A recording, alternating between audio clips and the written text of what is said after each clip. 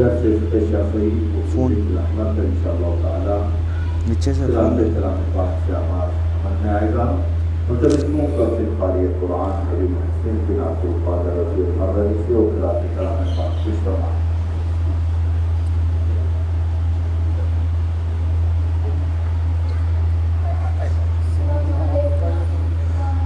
وعلیکم السلام ورحمۃ اللہ وبرکاتہ.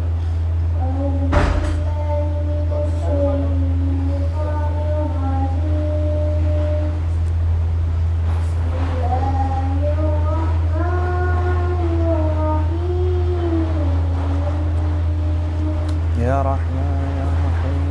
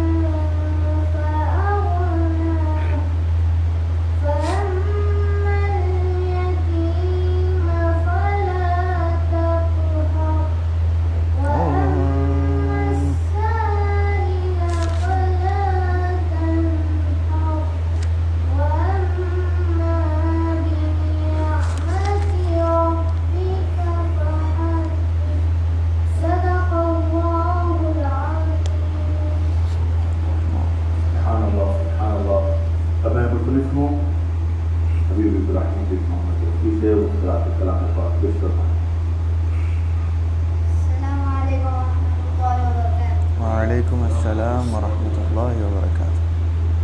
أعوذ بالله من الشيطان الرجيم.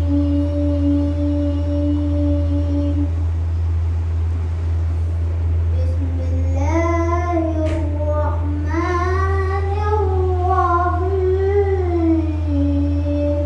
یا رحمان یا رحیم. الحمد لله رب العالمين.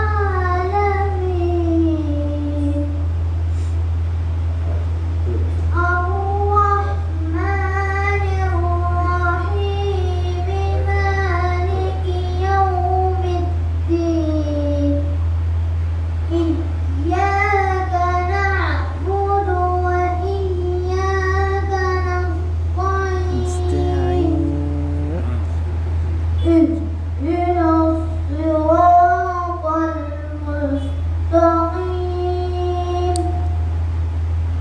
صراط الذين أنعمت عليهم غير المغضوب عليهم ولا الضالين.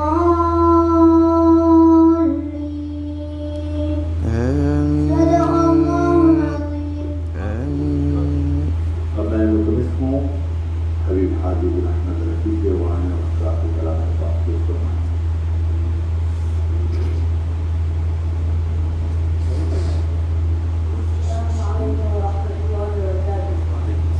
السلام ورحمۃ اللہ وبرکاتہ. أعوذ بالله من الشيطان الرجيم.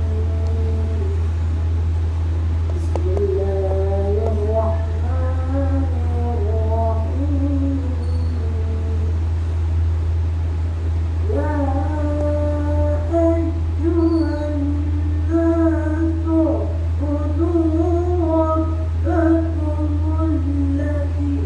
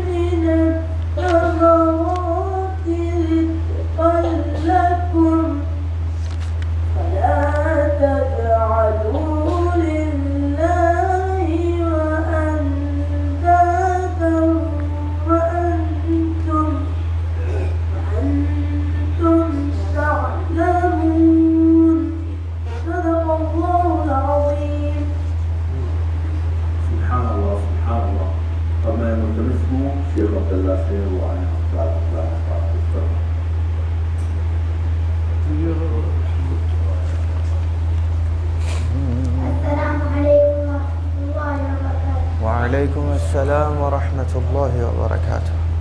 أعوذ بالله من الشيطان الرجيم. بسم الله الرحمن الرحيم. يا أيها الناس اعبدوا ربكم الذي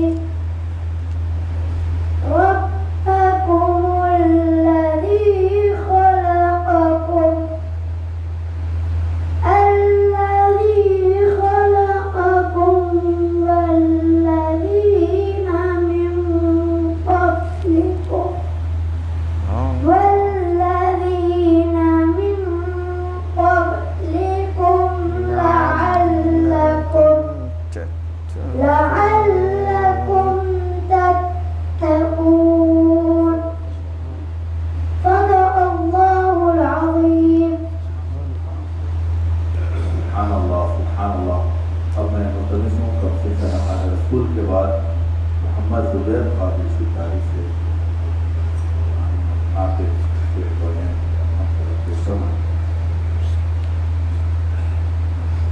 السلام علیکم ورحمۃ اللہ وبرکاتہ. الہی آرزو اتنی تو کم سے کم نکل جائے. الہی آرزو اتنی تو کم سے کم نکل جائے. رسول اللہ کی چوکٹ پہ میرا دم نکل جائے. رسول اللہ کی چوکٹ پہ میرا دم نکل جائے. الہی اس سے بڑھ کر آرزو ہی نہیں کوئی. محمد سامنے ہو اور میرا دم نکل جائے. محمد سامنے ہو اور میرا دم نکل جائے. دمِ آخر رسول اللہ کا دیدار ہو یا رب. پھر اس کے بعد چاہے دم رہے یا دم نکل جائے. پھر اس کے بعد چاہے دم رہے یا دم نکل جائے. نزا کی ہچکیوں میں بھی صدائے مصطفیٰ نکلے. نزا کی ہچکیوں میں بھی صدائے مصطفیٰ نکلے. محمد یا محمد کہتے میرا دم نکل جائے. محمد یا محمد کہتے میرا دم نکل جائے. تصور میں رسول اللہ کے قدموں میں یہ سر ہو. بس اتنی سی وقفے میں میرا یہ دم آئے. الہی آرزو اتنی تو کم سے کم نکل جائے. نزا کی ہچکیوں میں بھی نزا کی ہچکیوں میں بھی صدائے مصطفیٰ نکلے، نزا کی ہچکیوں میں بھی صدائے مصطفیٰ نکلے، محمد یا محمد کہتے کہتے دم نکل جائے، محمد یا محمد کہتے کہتے دم نکل جائے، الہی آرزو اتنی تو کم سے کم نکل جائے۔ السلام علیکم۔ وعلیکم السلام ورحمۃ اللہ۔ غفور دالی میں ملتمس ہوں حضرت مولانا حبیب سہیل بن سعید النوری صاحب سے وہ درس کا آغاز کروں۔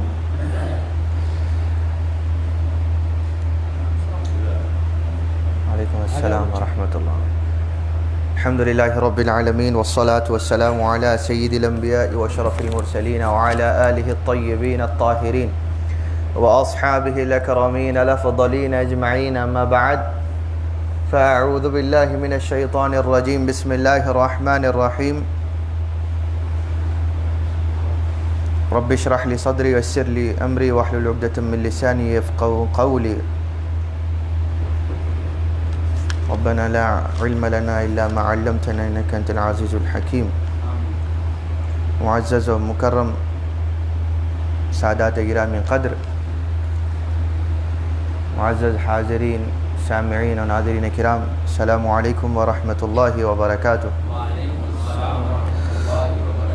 سنت نمازوں کا بیان ہم نے شروع کیا تھا اور 3 مختلف نمازوں کا تذکرہ کر چکے تھے جو اہم، جن کی اہمیت زیادہ واضح ہے احادیث کے ذریعے سے، ہم نے ان کا بالترتیب ذکر شروع کیا، اسی کا تسلسل کو جاری رکھتے ہوئے آج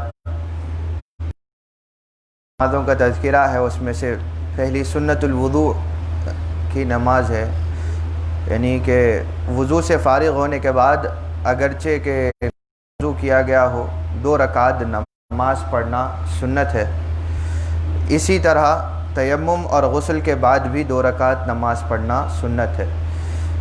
یہ تینوں نماز، یہ تیمم کے بعد کی ہو یا غسل کے بعد کی ہو، یہ نمازوں کو بھی سنت الوضو کے ہی باب میں ذکر کیا جاتا ہے۔ ضروری نہیں ہے کہ وضو سے صرف وضو ہی مراد ہو، بلکہ آپ غسل کے بعد بھی، کیونکہ غسل میں خود وضو شامل ہوتا ہے، اسی لیے بھی تیمم تو وضو کا نائب ہے، اس لیے بھی تیمم کے بعد بھی سنت 2 رکعت ادا کرنا سنت ہے۔ اس کے لیے وقت مکروہہ کی قید نہیں ہے، یہ نماز کے لیے مکروہ اوقات مکروہہ، یعنی کہ جن اوقات میں نمازیں پڑھنا منع کیا گیا، چاہے وہ عصر کے بعد کی ہو یا فجر کے بعد کی ہو یا زوال کے بعد کی ہو، یہ اوقات میں بھی سنت الوضو نماز پڑھی جا سکتی ہے۔ یہ اکثر لوگوں کے پاس اس مسئلے سے آگاہی نہیں ہے، تو اگر کوئی شخص دیکھا جاتا ہے کہ کبھی مغرب سے پہلے، ابھی کیونکہ اذان کے لیے تھوڑا سا وقت ہو، 3-4 منٹ بھی ہوں، کوئی آیا وضو کیا اور سنت الوضو پڑھتا ہے تو دوسرے اعتراض کرنے لگ جاتے ہیں۔ تو ہمارے یہاں پر یہی المیہ ہے کہ ڈاکٹر کے پاس ڈاکٹر کچھ کہے تو اعتراض نہیں کیا جاتا، اس کی بات کو تسلیم کیا جاتا ہے، کہتے ہیں کہ ڈاکٹر نے کہا۔ کوئی انجینئر کوئی بات کہتا ہے یا گھر بنانے والا اگر کوئی بات کہتا ہے تو وہ اپنے کام میں ماہر ہے تو اس کی بات کو سن کر تسلیم کر لیتے ہیں، زیادہ اس کو بتانے کی اس کی چیز کے تعلق سے بتاتے نہیں ہیں۔ جو فن ہے وہ فن میں زبان درازی نہیں کرتے، لیکن دین کا معاملہ ایسا ہے کہ دین کے معاملے میں دین کے معاملے میں آپ آگے آئیے. دین کا ایک عالم بھی اگر کوئی بات کہتا ہے تو پھر اس کے بارے میں بھی اعتراض, ارے نو ایسی بات کہہ دی, ایسی بات کہہ دی, بڑے تبصرے ہوتے ہیں. تو صحیح بات آپ کو پتہ تھی تو اس کو بولنے ہی کیوں دیا؟ صحیح بات آپ کو پتہ ہے تو آپ نے عالم کو, کسی کو عالم سمجھا کیوں اور اس کو بولنے کیوں دیا بھائی؟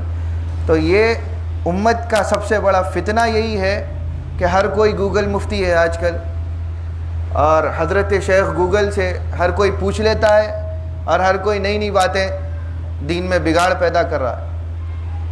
تو جس کا مفتی گوگل ہو وہ کبھی بھی صحیح دین نہیں سمجھ سکتا. یہ مزاحیہ طرز میں آپ کو ایک بہت بڑی فتنے سے آگاہ کرنے کے لیے ہے. چاہے اگر وہ علماء بھی ہیں, گوگل کر کے نکالتے ہیں تو وہ بھی غلط ہے. علماء بھی گوگل کے سہارے سے مسائل حل کر رہے ہیں تو وہ بھی غلط ہے, الا یہ کہ کتابیں ڈاؤن لوڈ کی جا رہی ہیں اور وہ کتابوں کا سورس ایسا ہو کہ جس کے اوپر اعتماد کیا جا سکتا ہو تو ہی وہاں سے لیا جائے, ورنہ جو ویب سائٹس ان نون ہیں تو ایسی جگہوں سے جو کتابیں بھی ڈاؤن لوڈ ہو رہی ہیں اس میں بھی بہت سی خطائیں ہیں. تو آپ کو ہم کو پتہ نہیں ہے کہ ہم ہماری نجی زندگیوں میں اتنے مصروف رہتے ہیں کہ زیادہ سے زیادہ کچھ بھی سمجھ میں نہیں آیا تو یا تو یوٹیوب پہ ڈھونڈ لو یا تو گوگل کر لو. تو مسائل اگر ایسے معلوم ہوتے تو پھر 1400 سالوں کا طریقہ تعلم خراب ہے, پھر تو یہ غلط ہے. تو سب سے پہلے آپ کو دین کے معاملات میں ہر جگہ جھانکنا چھوڑ دینا چاہیے. کسی ایک صحیح عالم کو تلاش کریے, اس کے اوپر اعتماد کریے, مسئلہ چاہے چھوٹا ہو مستند اور معتبر عالم کے پاس سے پوچھ کر اس پہ عمل کریے. اس کے بعد میں پھر دوسروں کی باتیں اور وساوس مت سنیے. اگر آپ کو اختلاف بھی دکھ رہا ہے کوئی بات جو آپ نے سنی ہے تو پھر واپس وہی عالم کے پاس چاہے دور جانا پڑے لیکن اسی سے پوچھیے. یہ جو اپنی سہولتیں دیکھ رہے ہیں, یہ سہولتوں نے بہت ساری امت کے اندر بگاڑ پیدا کیا ہے, معاذ اللہ. تو بتانا یہ ہے کہ سنت الوضو کے لیے بھی کوئی وقت کی قید نہیں ہے, کوئی وقت مکروہہ میں بھی یہ نماز ادا کی جا سکتی ہے. اب اگر کوئی اٹھ کر کہے کہ یہ بات کیسا, یہ تو اوقات مکروہہ ممنوعہ ہیں کہ اس میں منع کیا گیا, ہاں تو جو نمازیں ممنوعہ ہیں اس میں یہ سنت الوضو داخل نہیں ہے. ٹھیک ہے, سنت الوضو وضو کے فوری بعد ہی پڑھی جاتی ہے, تاخیر سے یہ سنت فوت ہو جاتی ہے. اگر کوئی تواتر کے ساتھ اس سنت پہ عمل کر رہا ہے تو وہ اس کے لیے کوئی قباحت نہیں ہے کہ وہ سنت کے وضو کے بعد میں فوری کسی بھی وقت میں 2 رکعت ادا کر سکتا ہے. نبی کریم صلی اللہ علیہ وسلم نے فرمایا, جو شخص وضو کرے اور اچھا وضو کرے, حضور کے اگر الفاظ آتے ہیں تو اس کے اوپر بھی بڑا, جب ایمفسائز کر رہے ہیں کہ وزن ڈال رہے ہیں حضور خود کسی بات پر, حضور کا صرف وضو کرنا کہہ دینا بہت بڑی بات ہے. پھر اچھا وضو کرے, یہ آپ کی ہمارے لیے ہے کہ جو وضو میں احتیاط نہیں کرتے, بس پانی ڈال لیا وضو ہو گیا کہہ کر آ جاتے ہیں. بہت سی جگہیں سوکھی رہ جاتی ہیں جو ہم نے وضو کے بیان میں کافی طویل اور اچھے انداز سے ہم نے ذکر کر دیا تھا کہ وضو کیسے احتیاط سے کیا جائے. تو یہاں پر پھر سے آپ کو اسی طرف متوجہ کرنے کے لیے حدیث میں چونکہ ذکر ہے, وضو کرے اور اچھا وضو کرے, یعنی کہ کوئی بھی عضو میں سے بال برابر جگہ بھی سوکھی نہ رہے. اچھا وضو اس کو کہتے ہیں کہ جس میں توجہ وضو کی طرف رہے. بات کرتے کرتے وضو کر رہے ہیں, پانی کہاں جا رہا آپ کہاں ہیں نہیں معلوم, ہوش ہی نہیں ہے, اپنے میں کوئی نہیں, ہر کوئی ایک الگ دنیا, کسی چیز میں توجہ نہیں. پیسے کا معاملہ آ جائے بڑا توجہ سب کی, ارے ذرا سا ہٹ جاؤ, یا ذرا سے منانا اگر سامنے والے سے اگر کوئی پیسہ لینا ہو دینا ہو یا اس سے کاروبار کرنا ہو تو تھوڑی بات میں اگر وہ ناراض ہو جائے یا اس کو کوئی بات سمجھ میں نہ آئے تو وہ کاروبار نہیں کرے گا میرے سے. تو اس کی طرف متوجہ برابر رہتے ہیں کہ اس کو پوری بات سمجھ میں آئے. خدا کے معاملے میں, دین کے معاملے میں پوری بے توجہی. کیوں؟ کہ غفور و رحیم ہے. غفور و رحیم تب ہے کہ جب اب آپ عمل کریں اور اپنی بساط کے مطابق، اپنی کوشش اور گنجائش کے مطابق پوری توجہ کی کوشش کر لیں، اس کے بعد توجہ نہ رہے تو وہ معاف کر دے گا۔ پہلے ہی سے غفور و رحیم ہے، غفور و رحیم ہے، نماز نہیں پڑھی غفور و رحیم ہے۔ 70 ماؤں کی محبت ہمارے واسطے ہے کہ ہم نماز نہیں پڑھے وہ معاف کرتے رہے، شراب پئیں گے، جوا کھیلیں گے، تمام بدکاری کر لیں گے، غفور و رحیم ہے۔ یہ غفور و رحیم کا تصور رسول اللہ نے نہیں دیا تو آپ کے پاس کہاں سے آیا؟ خیر، تو یہ بات ہے کہ جو شخص وضو کرے اور اچھا وضو کرے اور ظاہر و باطن کے ساتھ متوجہ ہو کر 2 رکعت پڑھے، اس کے لیے جنت واجب ہو جاتی ہے۔ یہ مسلم شریف کی روایت۔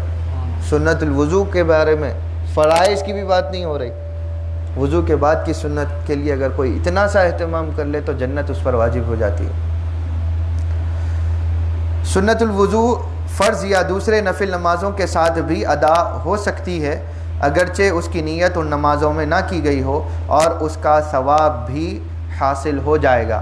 یعنی کہ بتانا یہ ہے کہ آپ کا ارادہ تھا پہلے کہ وضو کرتے ہی سنت الوضو ادا کریں گے، لیکن کسی وجہ سے ذہن سے نکل گیا اور آپ کسی دوسری نفل میں یا کوئی دوسری نماز میں مصروف ہو گئے، تو چونکہ آپ نے ارادہ کیا تھا تو وہ نماز اس کے ساتھ میں آپ کو اس کا فائدہ حاصل ہو جائے گا کہ وہ نماز کوئی دوسری نفل میں بھی شمار کر لی جاتی ہے کہ اس میں آپ کو سنت الوضو کا بھی یا کسی فرض میں بھی سنت الوضو کا آپ کو ثواب مل جائے گا، اگرچہ کہ آپ نے نیت نہیں کی۔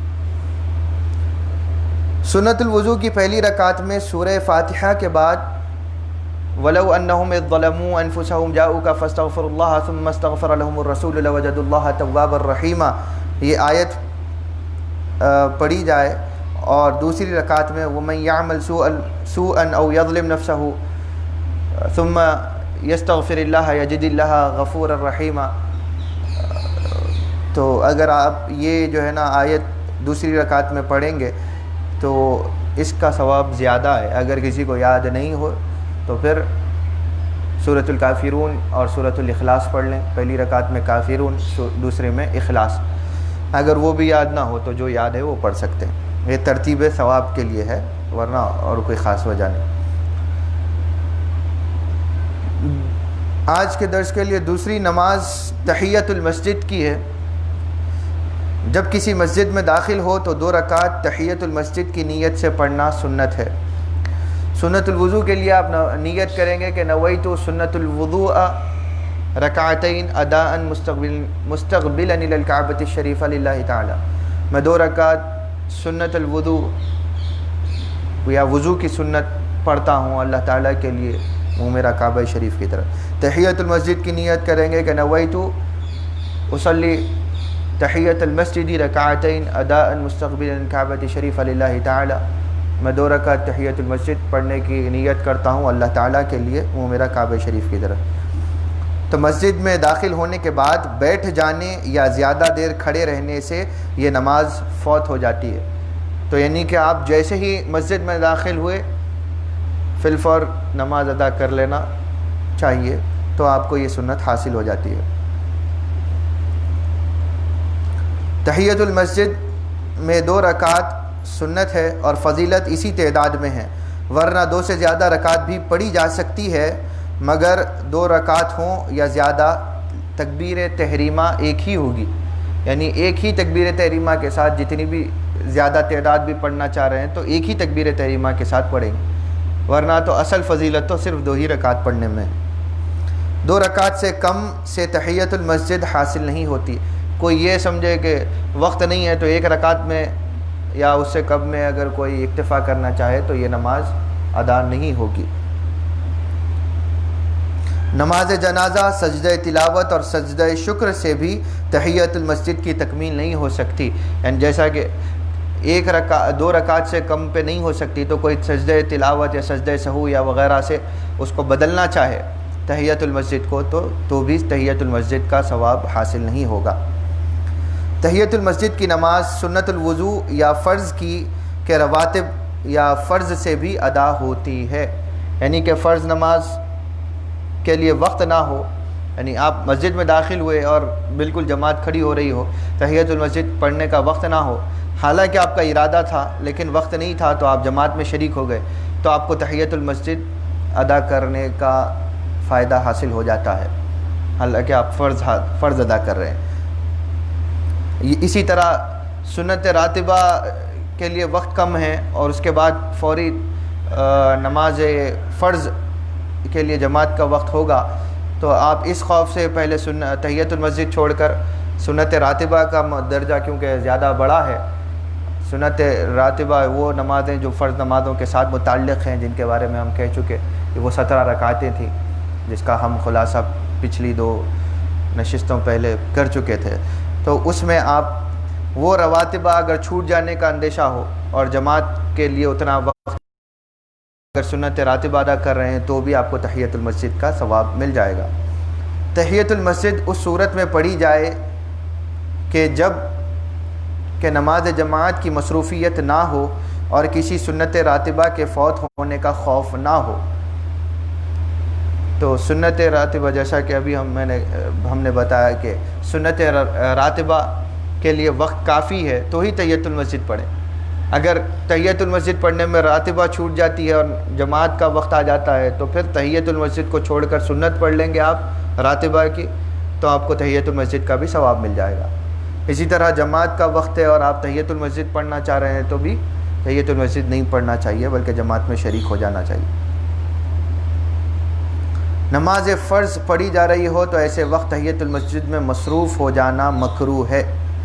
جو شخص طہارت نہ ہونے کی وجہ سے یا کسی مصروفیت کی وجہ سے تحیۃ المسجد نہ پڑھ سکے تو 4 مرتبہ تکبیر کہے، سبحان اللہ والحمد للہ ولا الہ الا اللہ واللہ اکبر، یہ تکبیر 4 مرتبہ پڑھے۔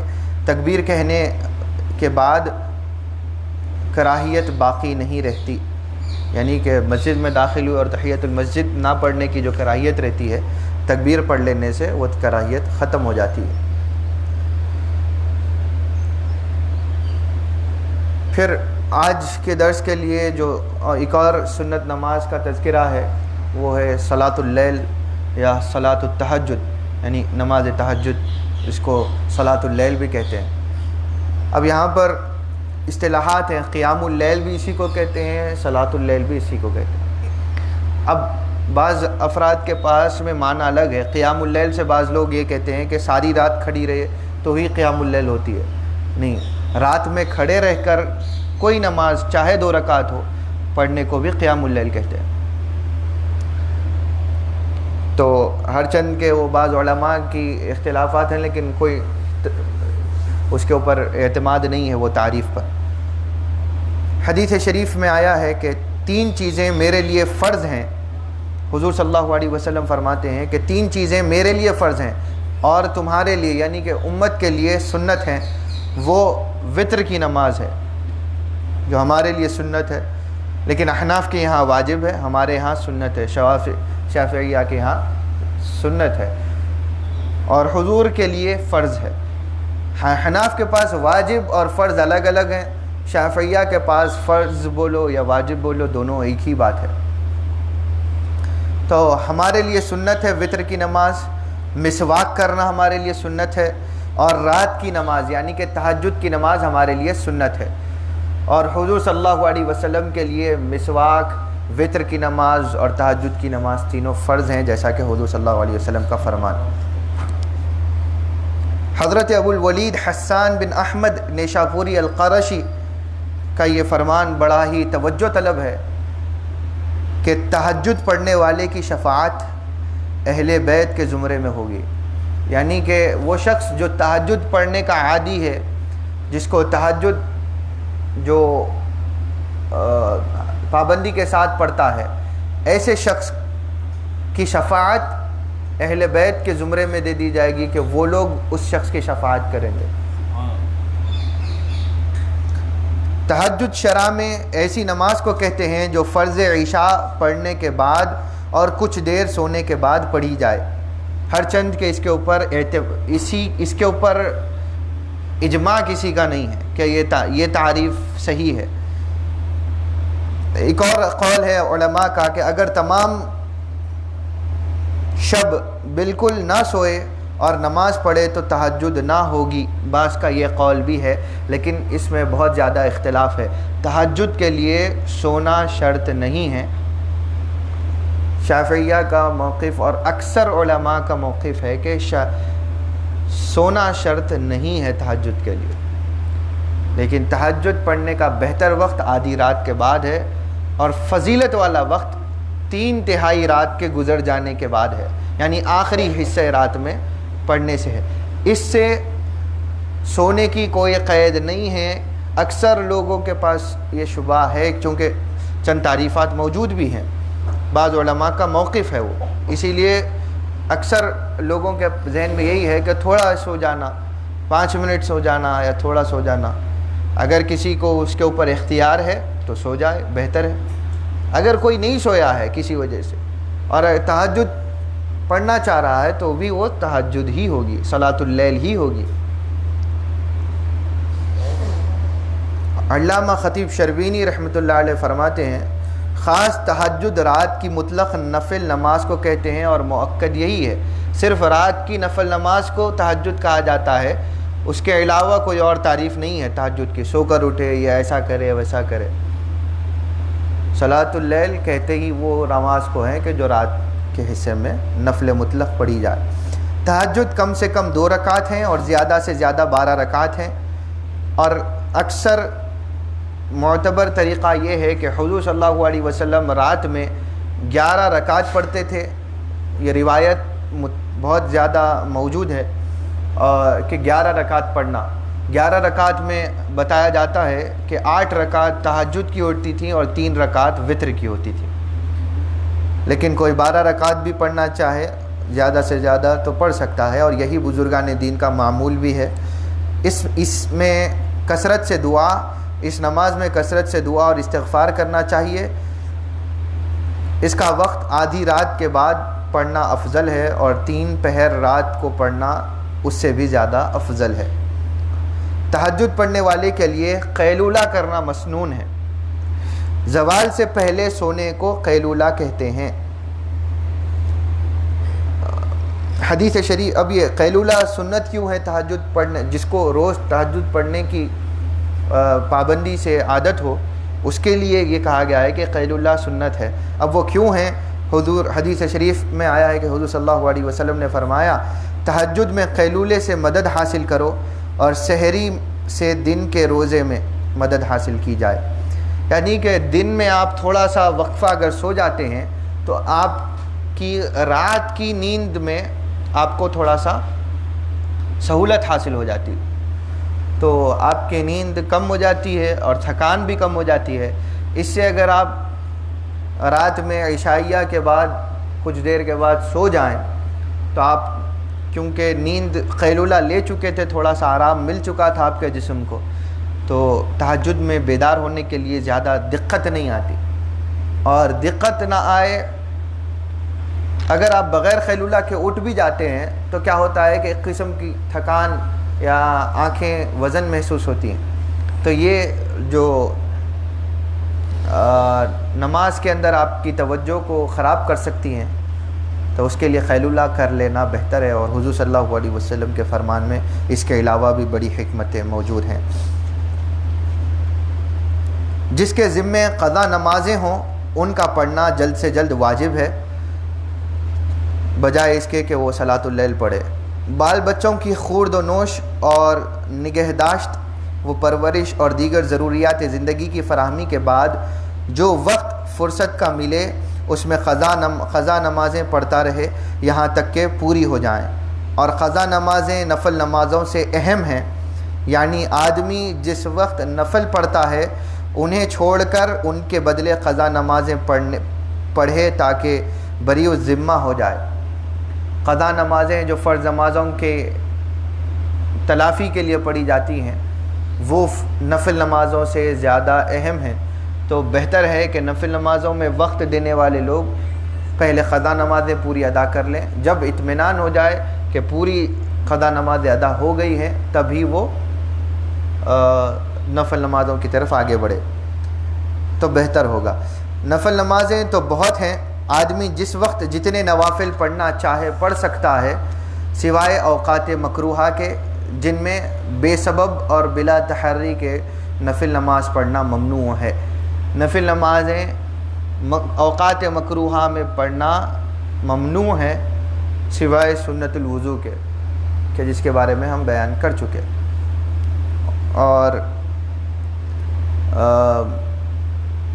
کسی شخص کے پاس میں قضا نمازیں بہت زیادہ ہوں اور علم نہ ہو کہ کتنی ہیں، لیکن وہ تہجد یا دوسری نفل نمازیں بھی پڑھنا چاہتا ہے، تو ایسے شخص کو چاہیے کہ ہر روز اپنا معمول بنا لے کہ اب ہر روز جو فرض نماز پڑھتا ہے اس کے ساتھ اسی نماز کی ایک قضا بھی پڑھ لے۔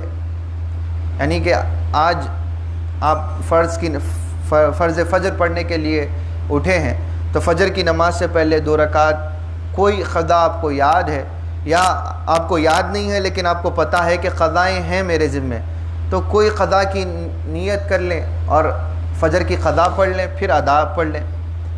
پھر ایسے ہی ظہر کا وقت آئے تو ظہر کی قضا پڑھ لیں، پھر ظہر کی ادا پڑھ لیں، یا ظہر کی ادا پڑھے بعد قضا پڑھ لیں۔ عصر کا نماز کا وقت ہو تو عصر سے پہلے عصر کی قضا پڑھ لیں، پھر عصر۔ اس سے کیا ہوتا ہے کہ آپ کو ہر فرض کے وقت اسی وقت کی ایک قضا بھی ادا ہو جاتی ہے۔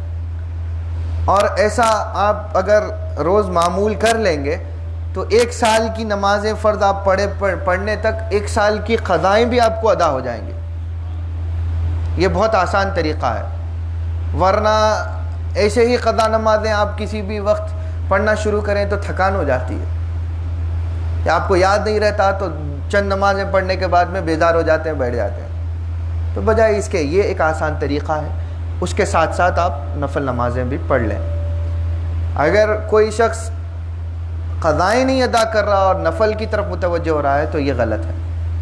پہلے اس کی ذمہ داری قضاؤں کی ہے، اگر اس کے اوپر اس کو پوچھ ہونے والی ہے تو بہتر ہے کہ وہ پہلے قضائیں ادا کر لے۔ حدیث شریف میں آیا ہے کہ نبی کریم صلی اللہ علیہ وسلم نے ارشاد فرمایا کہ اللہ رب العزت ہر رات میں جب پچھلی تہائی باقی رہتی ہے، یعنی رات کا جو آخری حصہ باقی رہتا ہے، آسمان دنیا پر خاص تجلی فرماتا ہے اور اعلان فرماتا ہے کہ ہے کوئی دعا کرنے والا کہ اس کی دعا میں قبول کروں، ہے کوئی مجھ سے مانگنے والا کہ میں اسے عطا کر دوں، ہے کوئی مغفرت کا چاہنے والا کہ اسے بخشش عطا کر دوں۔ بخاری مسلم کی روایت کہ اللہ تعالیٰ ہر رات آخری پہر آسمان دنیا پر متوجہ ہوتا ہے، خاص تجلی فرماتا ہے۔ اس وقت بجائے خاص طور پہ ہمارے ان جوان بچوں کے لیے کہ جو راتوں میں بیٹھ کر گیم کھیلتے ہیں، پب جی کھیلتے ہیں، ڈومینا کھیلتے ہیں، یا کوئی اور قسم کی کھیل کود یا لا یعنی گفتگو میں اپنے آپ کو مشغول رکھتے ہیں، بجائے یہ کرنے کے آپ یہ کچھ بچے ماں باپ کے خوف سے رضائی کے اندر جو ہے چھپ کر پب جی کھیلتے نظر آتے ہیں۔ کئی لوگوں نے شکایتیں ہمارے سامنے بھی کی کہ وقت دن بھر کا رات بھر کا، راتوں میں سوتا دیر سے کیوں، آپ سمجھائیے کہ جو ہے نا پب جی میں رہتا ہے۔ تو ایسی کون سی گیم ہے کہ جو آپ کو اتنا مصروف رکھ رہی ہے؟ اللہ خیر آپ گیم میں مصروف ہیں، اللہ نہ کرے ہم بھی کوئی اور اگر مصروفیت میں رہیں دنیاوی، اللہ ہمیں بھی پناہ دے، آپ کو بھی اللہ تعالیٰ اس سے توبہ دے کہ خود اللہ اس پہر رات کے پہر میں آواز دے رہا ہے، اور اگر بندہ اگر اللہ تعالیٰ کی آواز سے غافل ہے تو سوچئے کہ وہ کتنی شرمناک بات ہے کہ خود خدا آواز دے رہا ہے اور بندہ جو ہے نا اللہ تعالیٰ سے غافل ہے۔ تو بجائے رات کے ان حصوں کو غفلت میں گزارنے کے، رات بھر اپنے آپ کو بیکار کی چیزوں میں پھرنے میں، کھانے پینے میں، چوراہوں کی، راستوں کی، سڑکوں کی سیر کرنے کے، اگر وہ رات جب اللہ تعالیٰ کی آواز آپ کو نہیں سنائی دے رہی ہے لیکن آپ کو یہ ایمان تو ہونا چاہیے کہ رسول اللہ نے فرمایا ہے اور یہ ہوتا ہے صلی اللہ علیہ وسلم، تو وہ رات کے ان حصوں کو ضائع کیوں کر رہے ہیں؟ کھیلنا ہے ٹھیک ہے، اچھی بات ہے، کھیلیے آپ، لیکن ایک وقت متعین کریے۔ ایسا نہیں ہے کہ راتیں گھومنے کا وقت ہے تو راتوں کو میں گھوم کر یا پوری رات ضائع کر کے۔ اسی طرح متبرک راتیں ہیں تو ان میں بھی دیکھا جائے گاڑیوں پہ تماشے کرتے ہوئے اور ہارن مارتے، ابھی دیکھو تماشے کے ساتھ شادیوں میں ہارن مارنے سے ہی خوشی ہوتی ہے، یہ کس نے کہا آپ کو؟ خاص طور پہ وہ بچے جو آپ لوگ جو حاضرین ہیں، آپ کے لیے کہ آپ اچھے ہو جائیے، دوسرے خود بخود آپ کو دیکھ کر صحیح ہو جائیں۔ یہ کیسے تماشے ہیں کہ یہاں پر قرت ہو رہی ہے اور وہ اپنی مصروفیت میں ہے، چلو ٹھیک ہے ان کو پتہ نہیں ہے، لیکن کون کیسی مشغولیت میں ہوتا ہے یا کون کیسی عبادت میں ہوتا ہے، کون اللہ کی طرف کس حال میں متوجہ رہتا ہے آپ کو پتہ نہیں، اور آپ تماشے کریں تو کیسا؟ اور ایسا کون سی بھلائی ہے اس میں کہ آپ کیا بتانا چاہ رہے ہیں؟ دوسروں کو متوجہ کر رہے ہیں کہ دیکھو ایک راستے میں جو ہے نا شادی ہو کر جا رہے ہیں، آپ وہی غیر قوم والوں کو دیکھیے، وہ لوگ ایسا کرتے ہیں، جو دوسرے مذاہب سے وابستہ ہیں، آپ ان کو دیکھیے، کیا ان کے پاس شادیاں ایسی ہوتی ہیں؟ مسلمان کا نام لو تو ہر قسم کی لایعنی چیزوں میں، ہر قسم کی بدبختی میں نظر آتا۔ کیوں؟ کس کا فائدہ ہے؟ ایک کمیونٹی کے اعتبار سے دیکھا جائے، ایک آپ کو سماجی اعتبار سے آپ کو دیکھا جائے تو بھی وہ خراب نظر آتا ہے، اس میں کوئی اخلاق ہی نہیں ہے ایسی حرکتیں کرنے میں۔ تو اخلاق ہمارے کدھر جا رہے ہیں؟ اور خاص طور پہ اہل عرب کا خاصہ تھا اخلاق کے اندر، اخلاق میں عرب کی مثال دی جاتی تھی، اور اگر اہل یمن کی بات کی جائے تو حضور کا فخر تھا اہل یمن۔ اہل یمن کو اگر آج یہاں پر اہل یمن کو دیکھا جائے تو اللہ ماشاءاللہ بعض احباب کو چھوڑ کر اکثریت اپنی گمراہی کی طرف جا رہی ہے۔ اس سے غصے میں آنے کی کوئی بات نہیں ہے، بلکہ اپنے آپ کو سدھارنے کی بات۔ آپ کو غصہ ہے ٹھیک ہے، اچھی سمجھ سکتے ہیں، عرب کا نام صرف غصہ نہیں ہے۔ عرب کو غصہ ہوتا ہے، یہ بات سے ہر کوئی اپنے آپ کو عرب بتانے کے لیے اور غصہ، یہ تماشے کی چیزیں چھوڑیے۔ غصہ حضور صلی اللہ علیہ وسلم نے فرمایا یہ بہت بڑی بیماری ہے غصہ، اور غصے کے بارے میں بہت ساری حضور صلی اللہ علیہ وسلم نے وعیدیں بھی بتائی ہیں۔ غصہ انسان کے ایمان کو بھی کھا جاتا ہے، عقل کو کھا جاتا ہے۔ تو کیوں بے وجہ غصہ کس کے لیے دکھا رہے ہیں؟ جو بات ٹھنڈے انداز سے بھی سمجھی جا سکتی۔ غصہ عرب جو عرب کو جو غصہ تھا وہ ہوتا تھا صحیح بات کے خلاف اگر کچھ ہو جائے، قرآن و سنت اور عادت السلف کے خلاف اگر کچھ حرکتیں ہوتی تو وہ ان چیزوں پر تاکید کرنے کے بعد جو ہے بعد میں بھی اگر وہ صحیح نہ ہو تب غصہ آتا تھا۔ ہر بات پہ غصے میں نہیں آتے تھے، اور ہر چھوٹی چھوٹی بات پر گلے پکڑ رہے ہیں، ایک دوسرے کی جان کے دشمن بن گئے۔ کتنے ہیں اہل یمن؟ اگر حیدرآباد ہی کی بات کی جائے تو کتنے لوگ ہیں؟ چند خطے ہیں، اور کتنے بدنام خطے ہیں۔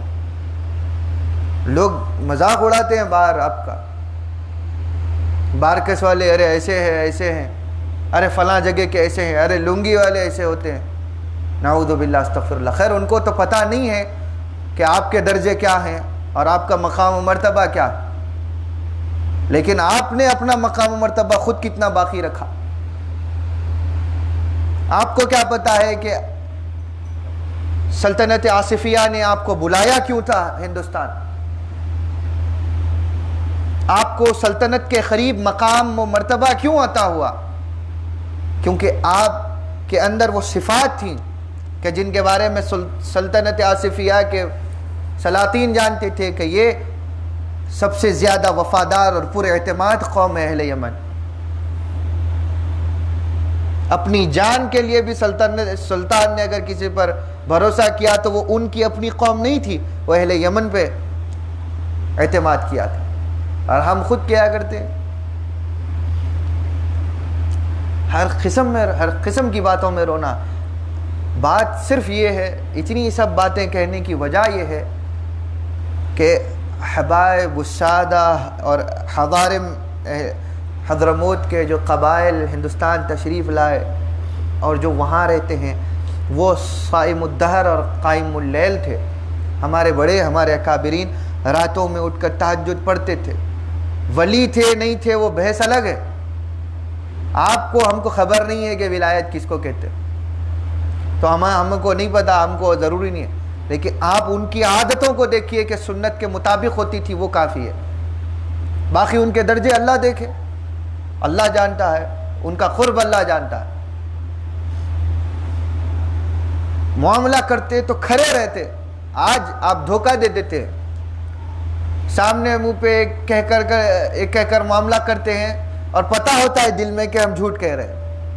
کیا مگر چلو چھوڑو, فائدہ ہوگا تو, ارے انہیں کون سا اچھا ہے اس کے ساتھ, ارے وہ اچھا نہیں ہے تو آپ بھی خراب ہو گئے.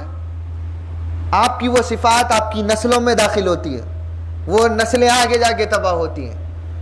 اور جو صفات اچھائی کی آپ کے پاس چل کے آئیں, آپ نے اس کو ان ماحول کے لوگوں میں بیٹھ کر اپنی وہ صفات سلف کو خراب کر لیا, ضائع کر لیا.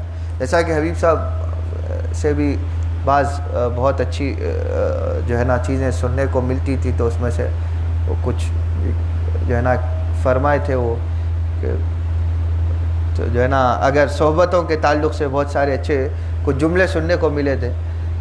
تو شیر کا بچہ شیر کے صحبت میں ہی رہے تو وہ اس کے پاس میں وہی صفات پیدا ہوتی ہیں. اسی طرح حلال کھانے والا جانور حلال اپنے آبا و اجداد کے ساتھ منسلک رہے تو حلال کھانے والا بنتا ہے. مردار حلال کھانے والے جانور کو اگر مردار کھانے والے جانور کے ساتھ چھوڑ دیا جائے تو وہ بھی مردار کھانے والا بنتا ہے. تو ہم نسلوں کو یہ دیکھنا چھوڑ دیے کہ کون سی صحبتوں میں رہ رہے ہیں, کدھر رہ رہے ہیں, کس کے ساتھ رہ رہے ہیں. بس ایک عجیب روش ہے, عجیب چال چلن ہے, اور کدھر جا رہے ہیں کسی کو کچھ پتا نہیں. اور اتنا نام خراب آپ کی وجہ سے, آپ کے آبا و اجداد کا نام خراب, آپ کی روش سے پوری اطراف کے ہر قسم کے ہر بڑے چھوٹے کا نام خراب.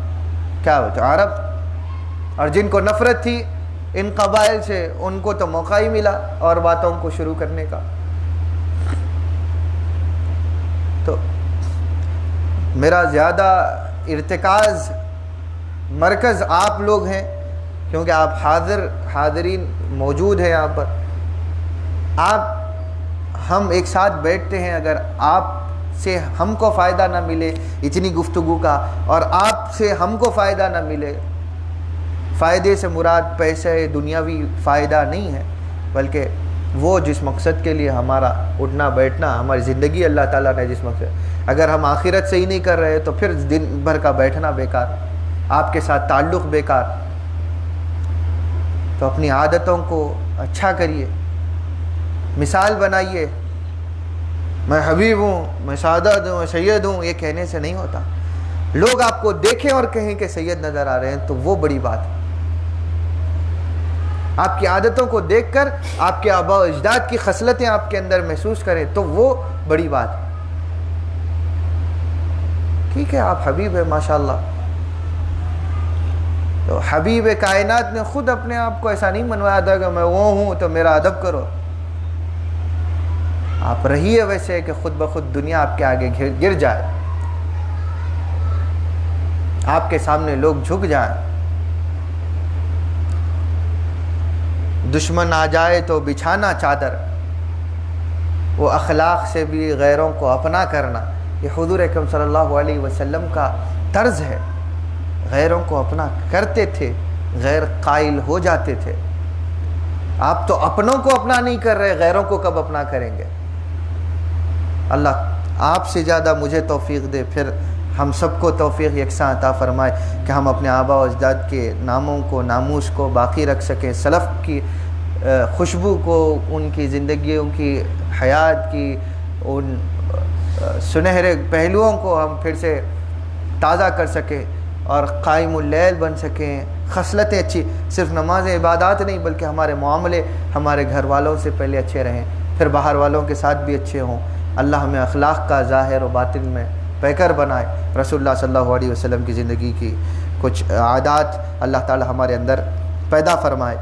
تو آخر کے لیے درس کے اس میں کہ عید اور بقر عید اور 15ویں شعبان کی راتوں اور رمضان کی آخری راتوں میں اور جمعہ کی رات میں اور رجب کی پہلی رات اور ذی الحجہ کی پہلی 10 راتوں میں شب بیداری مستحب ہے.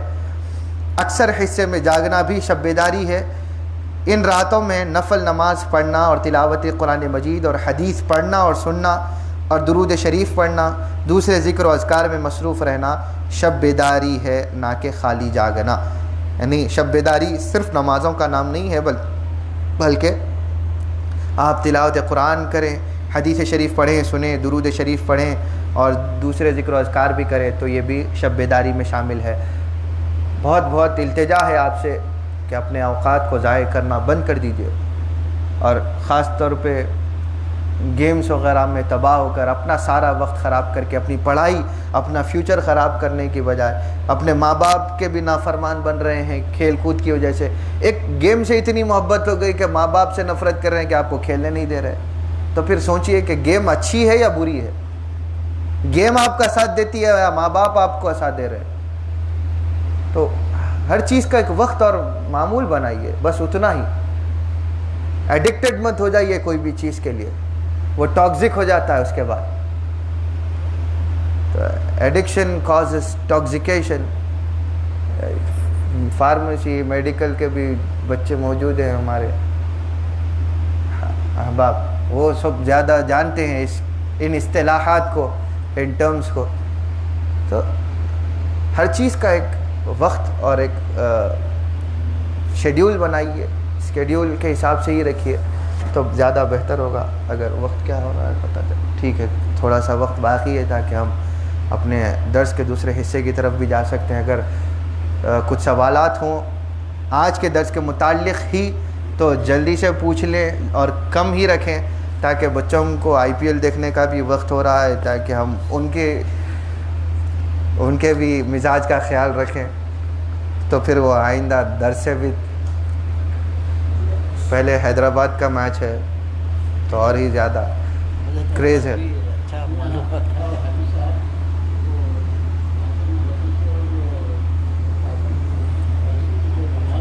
تہجد کے ہاں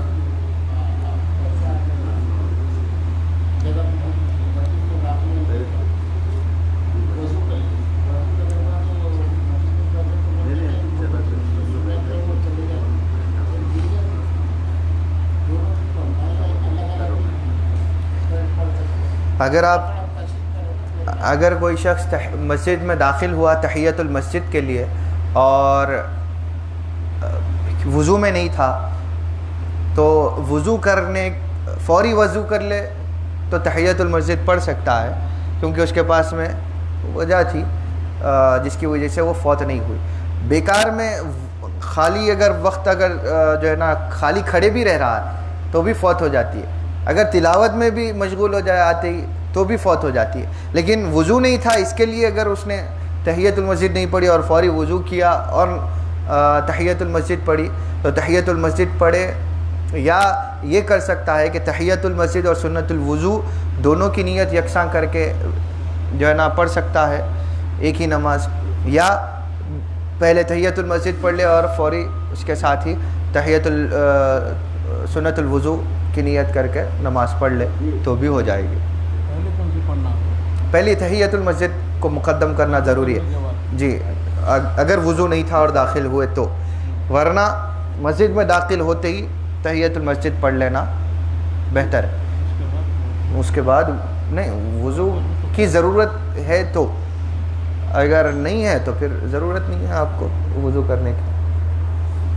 تہجد کی نماز کا جو آپ نے حصہ بیان کیا وہ وقت کیا مقرر اور تہجد کی نماز میں 12 رکعت میں کون سا سورہ پڑھنا زیادہ افضل ہے؟ کیونکہ تقریباً یہ سنا گیا تھا کہ 12 رکعت میں بھی سورہ اخلاص پڑھنا بہتر ہے. جی تو سوال یہ ہے کہ کون سے حصے میں تیسرا حصہ یعنی کہ کون سا ہوتا ہے وغیرہ وغیرہ.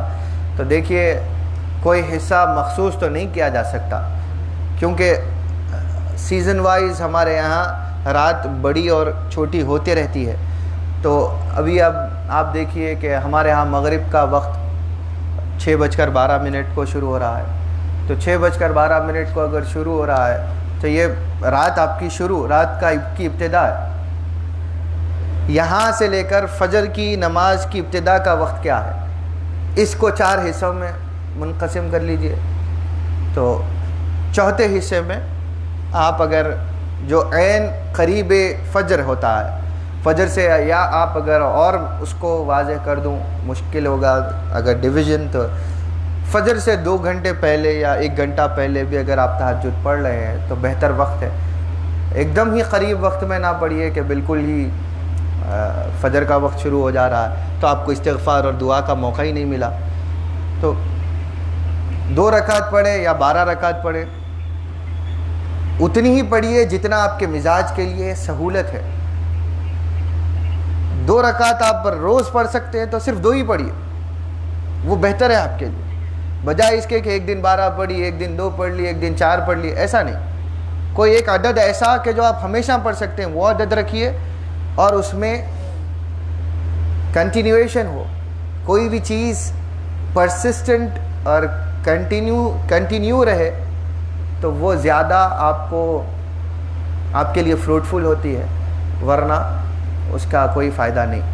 کیونکہ نماز کے بعد استغفار کریے, تھوڑا سا گناہوں سے معافی مانگیے, اللہ تعالیٰ سے جو بھی حاجات ہوں وہ طلب کریے, تو یہ زیادہ بہتر ہے. اور کوئی سوال؟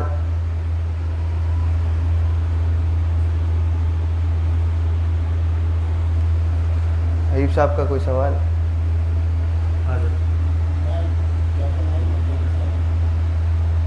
اندر سے لایا باہر سے. جی نہیں, اگر تحیۃ الوضو کا جو ہے نماز پڑھنا تو ہر بار یا کوئی ایک نماز کے وقت پڑھ لیے تو اس کا ثواب نہیں, آپ جب بھی وضو کریں اس کے بعد میں سنت آپ ادا کر سکتے ہیں. چاہے دن میں 15 بار بھی ہو تو ہر بار اس کے بعد 2 رکعت پڑھنا چاہیں پڑھ سکتے ہیں. اب وہ اس میں کیونکہ یہ لازم تو نہیں ہے, نہ گناہ ہے ترک کرنا, تو بہتر یہ ہے کہ آپ اگر پڑھنے کی عادت ڈال لیں گے تو آپ کو ثواب, اور جنت واجب ہے. تو پتہ نہیں کون سی نماز قبولیت کے اس درجے پر پہنچا دے. جو تحیۃ الوضو یعنی جب گھر سے اپن وضو کر کے جا رہے ہیں مسجد تو مسجد گھر میں پڑھنا وضو کرنے کے ساتھ ہی کیا نہیں مسجد میں جا کے پڑھنا تحیۃ الوضو جی جہاں آپ نے وضو کر لیا وہیں پہ آپ 2 رکعت ادا کر لیں, اگر مقام ہو نماز پڑھنے کا تو بہتر ہے. کیونکہ اس میں بھی زیادہ تاخیر کرنے سے وہ نماز فوت ہو جاتی ہے. یا آپ یہ گمان کریے کہ وضو کا پانی سوکھنے سے پہلے ادا کر لیں تو بہتر ہے. اکثر حصے پر بھی اگر سوکھ گیا وضو کا پانی تو وقت فوت ہو گیا. اور وہی وضو کے ساتھ مسجد جانا تو تحیۃ المسجد پڑھ لیں. اگر جیسا کہ قضا نمازوں کا وہ ہے نفل کے بجائے جو زیادہ بہتر ہے, اسی طریقے سے اگر کہیں کوئی شخص جیسا ہمارے پاس یہیں پر ہی ظہر کی نماز 1 بجے ایک مسجد میں ہوتی ہے, جامع مسجد میں, یہی ویسی ہماری مسجد میں 1:30 بجے ہوتی ہے. اگر کوئی شخص ادھر کام پر گیا ہوا ہے دوسری طرف اگر 1 بجے نماز ادا کر لے جماعت کے ساتھ تو پھر 1:30 بجے دوسری قضا نماز کی نیت سے کیا جماعت سے پڑھ سکتا ہے؟ بہتر ہے. یہ تو یہ مسئلہ شاید ہم ذکر کر بھی چکے تھے کہ اگر آپ نے کسی ایک جگہ پر فرض نماز جماعت کے ساتھ ادا کر لی, کسی اور مقام پر پہنچے وہاں پر نماز فرض ادا کی جا رہی ہو, تو آپ قضا نماز کی نیت سے امام کے تابع ہو کر نماز پڑھ سکتے ہیں، اس سے آپ کو وہ قضا بالجماعت ادا کرنے کا ثواب مل جائے گا جو بھی نماز آپ، تو بہتر ہے کہ آپ اگر آپ کے پاس وقت ہو، مزاج ہو، تو آپ ادا کر لیں۔ زبردستی ادا کرنے کے لیے کھڑیں گے تو اس سے ممکن ہے کہ نماز کی قبولیت کا وہ ہو، لیکن قضائیں تو پڑھنا ہے، اگر جماعت کے ساتھ مل رہی ہے تو آپ پڑھ لیں، بہتر ہے۔ اگر کوئی شخص کوشش کرے، اس کی نماز قضا بہت باقی ہے، لیکن وہ چاہ رہا ہے کہ تہجد کے عادی بن جائے، تو کیا وہ شخص نفل پڑھ سکتا ہے؟ جس شخص کے ہاتھ کے ذمے بہت ساری قضا نمازیں ہوں لیکن تہجد پڑھنے کا بھی خواہش مند ہو، تو اس کو چاہیے کہ قضا نمازوں کا بھی ایک وقت مقرر کرے۔ پھر جیسا کہ ہم نے ایک تو طریقہ بتا دیا کہ ہر فرض نماز کے ساتھ اسی کی قضا بھی پڑھ لیں، تو بہتر ہے اس کے ساتھ میں وہ نفل تہجد بھی پڑھنا چاہے تو پڑھ سکتا، لیکن قضا نمازیں باقی رکھ کر تہجد پڑھ رہا ہے عادت بنانے کے لیے، تو بہتر ہے کہ تہجد کے لیے اٹھ رہا ہے یہ سمجھ کر قضا نمازیں پڑھ لے اگر کوئی دوسرا وقت نہیں بنا سک رہا، کیونکہ قضا نمازیں تہجد سے بہت اوپر ہیں درجے میں اور اس پر گرفت ہے، تو آپ تہجد جتنی بھی ادا کر لیں، لیکن اگر قضا نمازیں ذمے تھیں تو پھر تہجد آپ کو فائدہ نہیں دے گی۔ اگر کوئی شخص قضا نمازیں جیسا 8 رکعت تہجد کے بجائے ظہر یا عشاء قضا نماز کر کے 3 رکعت وتر پڑھ رہا ہے تو اس کو تہجد میں ہی شمار کیا جائے گا۔ کوئی شخص اگر قضا نماز تہجد کے وقت میں اٹھ کر کوئی قضا نماز ادا کرے اور اس کے ساتھ وتر ملا کر پڑھے یا نہ پڑھے، وتر ملا کر پڑھے، وتر کے بارے میں حضور صلی اللہ علیہ وسلم، اور ایک بات یاد آ گئی جو ہم وتر کے بیان میں تھوڑا وضاحت کے لیے اور کوئی خاص بات نہیں، کہ حضور صلی اللہ علیہ وسلم کا طریقہ کار یہ تھا کہ عشاء کی نماز کے بعد سنت پڑھتے، عشاء کی سنت، اور اس کے بعد وتر نہیں پڑھتے تھے، تہجد کے ساتھ ملا کر پڑھتے تھے۔ اہل بیت کا بھی طریقہ یہی رہا، لیکن جو ہے اگر صرف رمضان میں حضور صلی اللہ علیہ وسلم تراویح کے ساتھ وتر ملا کر پڑھتے تھے اور تہجد میں وتر نہیں پڑھتے تھے رمضان میں، اس کے بعد اس کے علاوہ باقی 11 مہینوں میں تہجد کے ساتھ ہی وتر پڑھتے تھے۔ یہ ایک طریقہ ہے۔ حضرت سیدنا ابوبکر صدیق رضی اللہ عنہ عشاء کی نماز کے بعد وتر پڑھ لیتے تھے، ہرچند کہ وہ تہجد کے لیے اٹھتے تھے اور تہجد پڑھتے بھی تھے، لیکن وہ ان کو خوف ہوتا تھا کہ کہیں اگر میں تہجد کے لیے نہ اٹھ سکا تو وتر قضا ہو جائے گی، تو اس کے لیے وہ وتر عشاء کے ساتھ ہی پڑھ لیتے تھے، بعد میں صرف تہجد پڑھتے تھے۔ تو یہ آپ جس بھی انداز سے پڑھنا چاہیں اس طریقے کے ساتھ پڑھ سکتے ہیں۔ اب کوئی آدھی رات تہجد کے اوقات میں اگر اٹھے اور اٹھ کر قضا نماز بھی پڑھتا ہے تو بعض فقہا کے یہاں یہ بات ہے کہ قضا نماز اس کے لیے تہجد کے برابر ہو جائے گی، وہ بھی قیام اللیل میں لکھ دی جائے گی۔ تو بہتر ہے کہ آپ قضا نمازیں پڑھیں، جیسے ہی آپ کو اطمینان ہو کہ قضا نمازیں ختم ہو گئیں، جو شاید ہی ممکن ہے کہ کسی کے لیے اطمینان ہو، تو اس کے لیے تو ہمارے نظریے میں بہتر یہی ہے کہ ہر فرض نماز کے ساتھ قضا پڑھ لے اور تہجد کے لیے اٹھا کرے، تو دونوں بھی چیزیں آپ کو حاصل ہو جائیں گی۔ لیکن قضا نماز پڑھتا ہے تہجد کے بغیر تو بھی وہ صلاۃ اللیل ہے، قضا بھی ہے صلاۃ اللیل بھی ہے۔ کوئی اور سوال؟ تو ہم درس کے اگلے حصے کی طرف چلتے ہیں، بانگ بھی ہو رہی ہے IPL کے وقت کی، تو ہمارا درس کے ہم جس حصے پر پہنچے تھے وہ تھا صوفی کون ہے، اس کی تعریف سیدنا امام علی دروس رضی اللہ عنہ نے جو فرمائی ہم اس کو ذکر کر چکے۔ آج جس باب کا ذکر ہے، آپ سیدنا صاحب کی الملامتیہ والگرندلیہ والفرق بینہما۔ ایک ہے فرقہ ملامتیہ، فرقہ نہیں بلکہ فرقے سے مطلب یہ جیسا کہ اہل سنت اور وغیرہ وغیرہ، یہ ویسا فرقہ نہیں، یہ گروپ ہے جو اہل تصوف کے یہاں پہ ایک الگ الگ مدارج اور ایک الگ الگ طریق کے لوگ ہیں. تو ملامتی ایک اہل اللہ اہل سلوک کا ایک گروپ ہے جس کو لوگ ملامتی بھی پڑھتے ہیں، لیکن ملامتیہ اس کے صحیح پروننسیشن ہے. اور دوسرا گرندلیہ جو ہے اس کو ہماری اردو زبان میں اور فارسی زبان میں وغیرہ میں قلندر کہتے ہیں، قلندریہ، لیکن عربی میں گرندلیہ کہلاتا ہے. اور دونوں میں فرق کیا ہے اس کا بیان.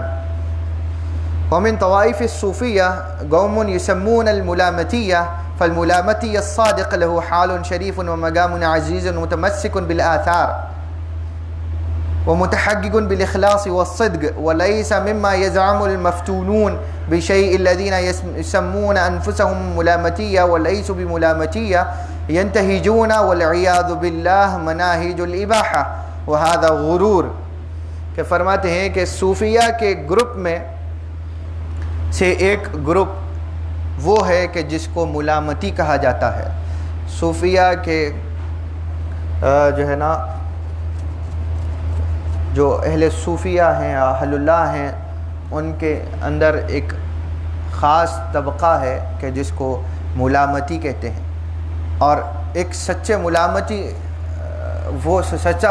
وہ شخص ہے کہ جس کا حال بہت ہی زیادہ پاک ہو، جس کا حال، جس کی کیفیت ہمیشہ پاکیزہ ہو، صاف ہو، ستھری ہو، اور اس کا مقام بہت ہی زیادہ بلند ہو اللہ تعالیٰ کے ہاں، اور لوگوں کے ہاں بھی وہ معزز ہوتا ہے، نچلی نگاہوں سے نہیں دیکھا جاتا. متمسکن بالآثار، حضور اکرم صلی اللہ علیہ وسلم اور سنت کے آثار، سنت کے نمونوں کے ساتھ اپنے آپ کو جڑائے رکھتا ہے. اعمال اس کے دیکھو تو سنت کے خلاف نہیں ہوتے، جیسا کہ مجذوبوں کا حال ہوتا ہے. جو مجذوب تھوڑے خلاف شرع، کہیں کہیں خلاف شریعت، پورے نہیں. مجذوب بھی پوری طرح خلاف شریعت نہیں ہوتے. لوگوں کے پاس میں بہت ساری وہم اوہام ہیں اس تعلق سے. ہاں بعض جگہوں پر جو ان کا خلاف شریعت ظاہری عمل دکھتا ہے وہ ظاہر ہوتا ہے، لیکن پوری طریقے کے ساتھ خلاف شریعت نہیں ہوتے. اگر ہو جائیں تو پھر وہ کبھی ولی نہیں، کبھی صوفی نہیں.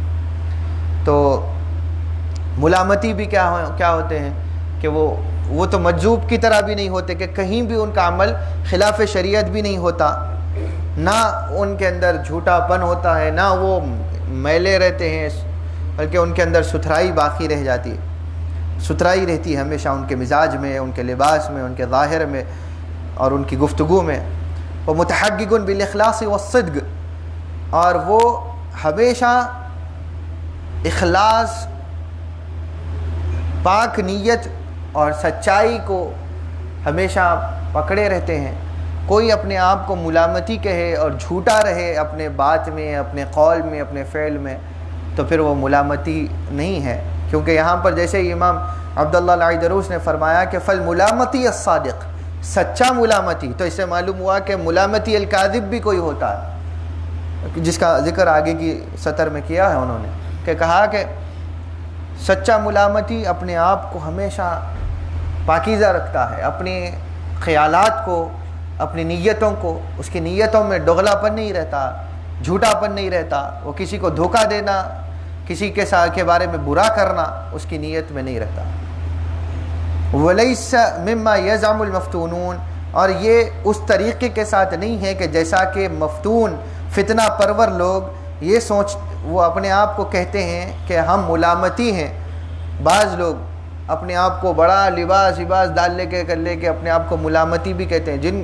جو لوگ تھوڑا زیادہ پڑھ لیتے ہیں صوفیہ کے بارے میں، ان کے گروپس کے بارے میں معلوم ہو جاتا ہے، تو وہ اپنے آپ کو ملامتی کہہ کر وضع کر لے کے بیٹھ جاتے ہیں کہ ہم ملامتی ہیں، اور اپنے آپ کو ملامتی کہتے ہیں، لیکن ان کے اندر سچائی بھی نہیں ہوتی، نہ ان کے لباس کی وہ سچائی ہوتی ہے، نہ ان کے مزاج کی وہ ستھرائی ہوتی ہے، نہ ان کے مقام کو کوئی معتبر سمجھتا ہے، نہ ہی وہ شریعت و سنت سے اتنا تمسک رکھتے ہیں بس نام کو امامہ اور شملہ باندھ لیتے ہیں نکل جاتے ہیں، تو یہ ملامتی نہیں ہے۔ فرمایا وَلَيْسُوا بِمُلَامَتِيَّ، یہ ملامتی نہیں ہے، يَنْتَهِجُونَ، یہ حقیقت میں گمراہ ہیں، دھوکے باز ہیں۔ وَالْعِيَاذُ بِاللَّهِ، اور اللہ تعالیٰ پناہ میں رکھے، مناہج الاباحہ، ان کے طریقے دھوکہ دہی کے طریقے ہیں۔ وَهَذَا غرور، اور یہ غرور ہے کہ وہ ہوتے کچھ نہیں ہیں اور اپنے آپ کو ملامتی سمجھتے ہیں۔ وَمِنْهُمْ طَائِفَةٌ يُسَمُّونَ الْگرندلیہ، اور ان کے اندر انہی اولیاء و صوفیاء کے اندر ایک گروپ ہے کہ جس کو قلندریہ کہتے ہیں، قلندر کہتے ہیں۔ فالقرندلی الصادق، تو جو سچا قلندر ہے وہ بھی اپنے حال میں پاک باز ہوتا ہے۔ لہو حال شریف، اس کا حال بہت صاف پاکیزہ ہوتا ہے، ستھرا ہوتا ہے، اس کے دل اور مزاج کے اندر گندگی نہیں ہوتی، دنیا کا میل نہیں ہوتا، دنیا نہیں ہوتی، تو وہ سچا قلندر ہے۔ والفرق بین القرندلی الصادق والملامتی، اب سچے ملامتی اور سچے قلندر کے درمیان فرق یہ ہے کہ ان الملامتی الصادق یسعی فی کتم العبادہ، جو ملامتی ہوتا ہے، فرقہ ملامتیہ جو گروپ ہے، گروہ ملامتیہ کا جو شخص ہوتا ہے، وہ عبادتوں کو چھپاتا، اپنی عبادتیں، بہت بڑا عبادت گزار ہوتا ہے لیکن اس کی عبادتیں لوگوں کے سامنے نظر نہیں آتی۔ اب اس سے مطلب یہ نہیں ہے کہ دوسرے صوفیاء دکھاوا کرتے ہیں، دوسرے صوفیاء جو عبادتیں جن کی نظر آتی ہیں وہ اسی لیے ضروری ہیں کہ حضور صلی اللہ علیہ وسلم کی عبادتیں بھی لوگوں کے سامنے رہتی تھیں، اور یہ سنت کا طریقہ ہے۔ ملامتی اپنے حال کے لیے ڈرتا ہے کہ کہیں اس کا حال لوگوں کے سامنے نہ آ جائے، اس کے لیے اپنے حال کو چھپانے کے لیے عبادتیں کرتا ہے لیکن چھپاتا۔ اور جھوٹے ملامتی اکثر دیکھیں آپ، اپنے آپ کو بڑے متصوف بتانے والے لوگ، صوفی بتانے والے لوگ، فرائض کا نہ وقت بھی چلے جا رہے، کہتے ہیں کہ دکھاوے کے لیے کیوں پڑھنا۔ اور ماشاءاللہ آج کل تو اتنا اظہار کا وقت ہو گیا ہے کہ اتنا اظہار تو خود سیدنا شیخ عبد القادر جیلانی رضی اللہ عنہ نے نہیں کیا، یا دیگر اکابر اولیاء نے نہیں کیا، کہ جو یہ کرتے ہیں، کہتے ہیں کہ ہم نے نماز فلاں مکے میں پڑھ لی۔ ان کے مریدین سے پوچھا جائے کہ وقت ہوا تھا نماز نہیں پڑھے، ارے کیا لگا ہے حضرت کہاں پڑھے گی کیا معلوم، تھے اپنے سامنے لیکن نماز مکے میں پڑھ لیتے ہوں گے، مدینے میں پڑھ لیتے ہوں گے، فلسطین میں پڑھ لیتے ہوں گے۔ ارے رے رے رے ماشاءاللہ، آپ اتنے سچے، آپ کا اتنا بڑا مقام ہے، تو یہ معلوم نہیں تھا؟ آپ کے جیسے مریدین اگر پتہ نہیں اگر اکابرین کے پاس میں رہتے تو پہلے ہی لمحے میں نکال دیے جاتے، یعنی دھتکارے تو نہیں جاتے تھے لیکن ان کا سلوک ہی شروع نہیں ہوتا، وہ دروازے کی بو باز میں نہیں گئے۔ آپ کیا بات کر رہے ہیں؟ تو جو سچا ملامتی ہے وہ عبادت گزار ضرور ہوتا ہے لیکن لوگ اس کو دیکھتے، وہ لوگوں اس کی عبادتیں لوگوں کے سامنے نہیں آتی کہ وہ عبادت کب کیا۔ اس کا مطلب یہ نہیں کہ وہ عبادت نہیں کرتا، وہ کرتا ہے لیکن اس کا اور عبادت کا تعلق اللہ اور اس کے رسول کے ذمہ۔ ہاں لیکن ملامتی کو آپ ایسا کبھی نہیں دیکھیں گے کہ سب نماز پڑھ رہے ہیں اور نماز کا وقت ہوا ہے، نماز کا وقت شروع ہونے سے نماز کا وقت ختم ہونے تک وہ آپ کے درمیان تھا اور فقط عبادت کو چھپانے کے لیے وہ فرائض بھی چھوڑ رہا ہے، تو ایسا ملامتی کبھی نہیں ہوتا۔ ایسا شخص دعوی ملامتیہ میں جھوٹا ہے، دعوی تصوف میں جھوٹا ہے۔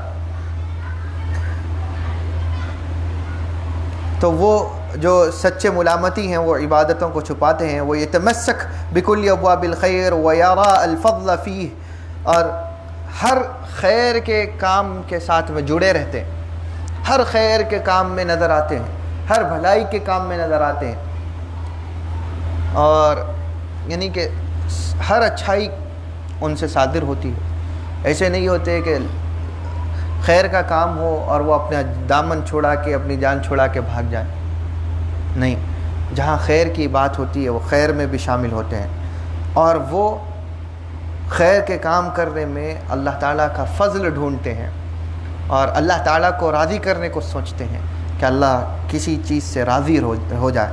ولیکن یخفی الاعمال والاحوال، لیکن اپنے اعمال کو اور اپنے حال کو چھپائے رکھتے ہیں لوگوں سے، لوگوں پر ظاہر نہیں کرتے اپنا حال اور اپنے اعمال.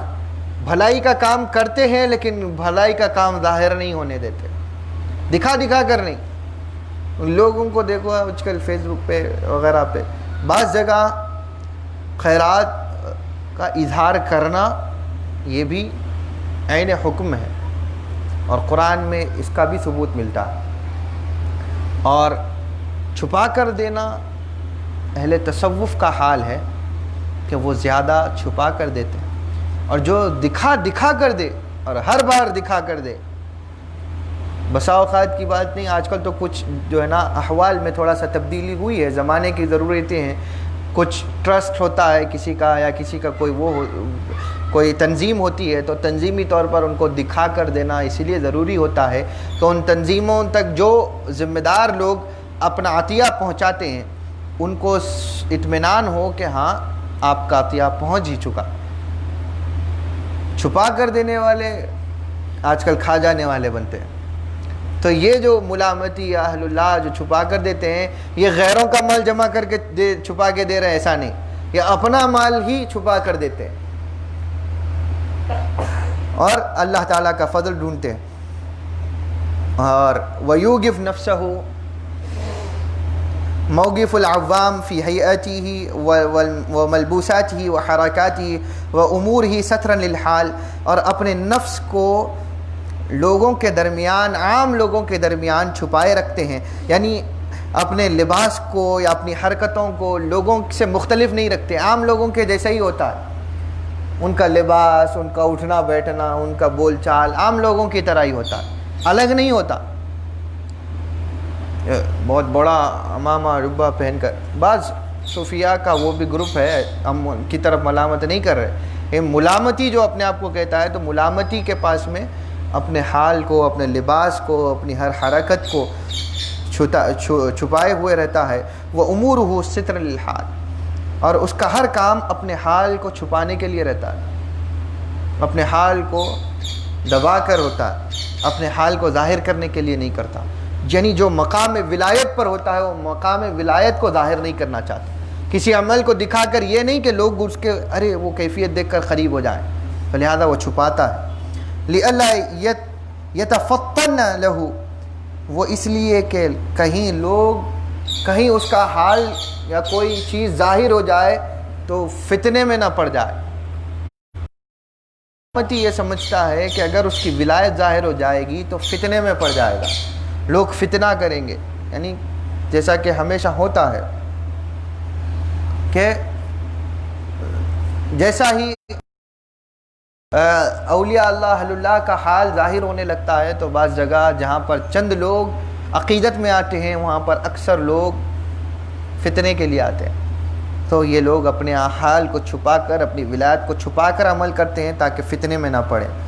وَهُوَ مَعَ ذَلِكَ متطلع الى طلب المزید باذلا مجهوده فی کل ما يتقرب به العبید، اور وہ اپنے آپ کو ہمیشہ اللہ تعالیٰ کے قرب کو، اللہ تعالیٰ کی قرابت کو اور حاصل کرنے کے لیے اور ولایت کے ان راستوں کو اور طے کر کے اور اللہ تعالیٰ کی باطنی نعمتوں کو حاصل کرنے کی کوشش میں رہتے. ہمیشہ اپنے آپ کو کبھی یہ نہیں سمجھتے کہ ہاں بہت مقام پہ آ گئے اب رک گئے، نہیں. وہ طلب المزید، وہ ہمیشہ مزید اور قرب کے لیے جو ہے کشاں رہتے ہیں. اور جو کوئی ان سے وابستہ ہوتا ہے اس کے اوپر اپنا حال تو نہیں کھولتے، بغیر کھولے کہ جو ان سے وابستہ ہوتا ہے ان بندوں کو بھی اللہ تعالیٰ کے قریب کر دیتے ہیں. وعلامۃ الملامتیہ هو الذی لا یضمر للمسلمین شرا ولا یظہر لهم خیرا، اور ملامتی کی علامت یہ بھی ہے کہ وہ مسلمانوں کے لیے خاص طور پر کوئی شر، ایسے تو کسی انسان کے لیے وہ شر پسند نہیں ہوتا، ہر ایک کے لیے اس کا عمل خیر پر مبنی ہوتا ہے. وہ مسلمانوں کے لیے اپنے سے وابستہ قوم کا ہو، اپنے مذہب کا ہو یا غیر مذہب کا ہو، اس کے لیے خیر اچھائی چاہتا ہے.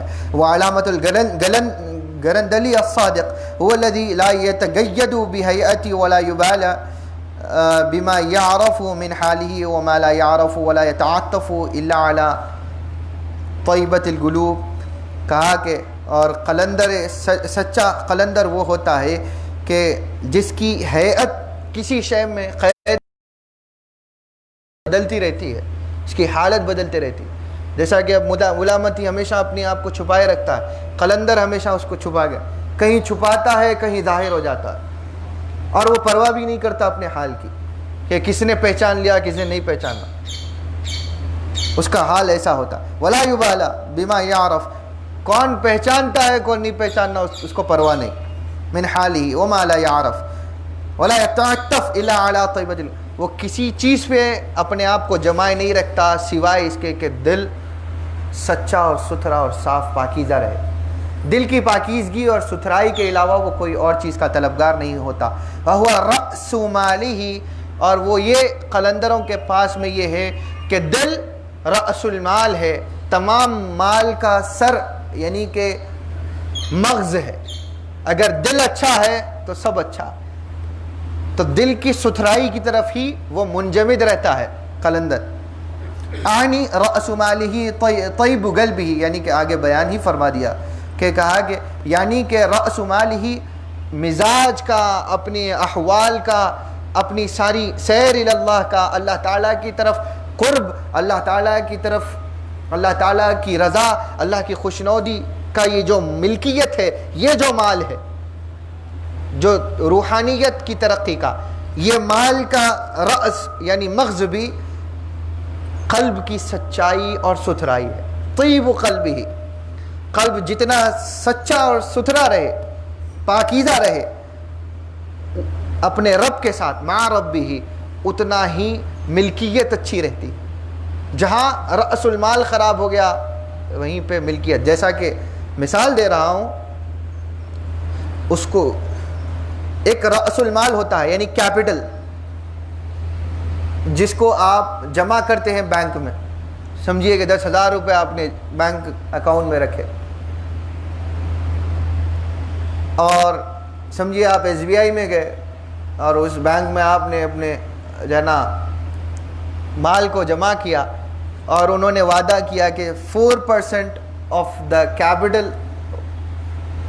ول be the interest you will gain, کہ آپ جو بھی آپ نے جمع کیا ہے اس کا 4% آپ کو پر اینم ملے گا. ٹھیک ہے، 4% ملے گا. کب؟ جو آپ نے جمع کیا ہے اس کا، تو 400 روپے. ٹھیک ہے، 400 روپے ملیں گے سال کے ختم ہونے کے بعد.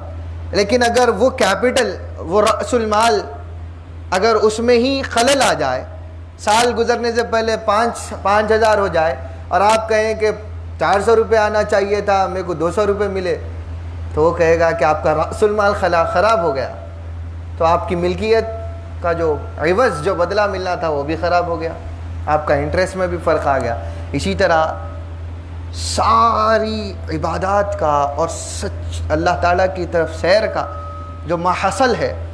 اب یہ کامرس کے لوگوں کی بات ہو گئی، تو جن کو آتا ہے وہ جو بینکنگ BOM بوم جنہوں نے پڑھا ہے، سبجیکٹ ہوتا ہے نا، جنہوں نے جی آپ نے پڑھا ہے، پتہ ہے. تو ہمارے یہاں MBA بھی کیے ہوئے موجود ہیں. تو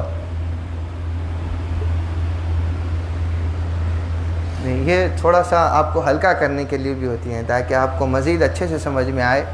اور یہ چیزیں آپ پڑھتے ہیں، آپ کو چاہیے کہ ایک ریلیشن ملے کہ دنیاوی تعلیم کا اس تعلیم کے ساتھ، دین کے ساتھ کیسا جوڑ ہوتا، تو آپ کا انٹرسٹ اور بھی بڑھ جائے گا. تو خیر، بتانے کا مقصد یہ کہ رأس المال اگر خراب ہو جائے، عبادات کا جو مغز ہے اور کیپٹل ہے وہ ہے دل اور اس کی پاکیزگی، اس کا اخلاص، اس کی نیت کی سچائی. جہاں یہ خراب ہو گئی وہاں پر سب خراب ہو گیا. جہاں یہ اچھا ہے وہاں پر ہر چیز اچھی. تو قلندر صرف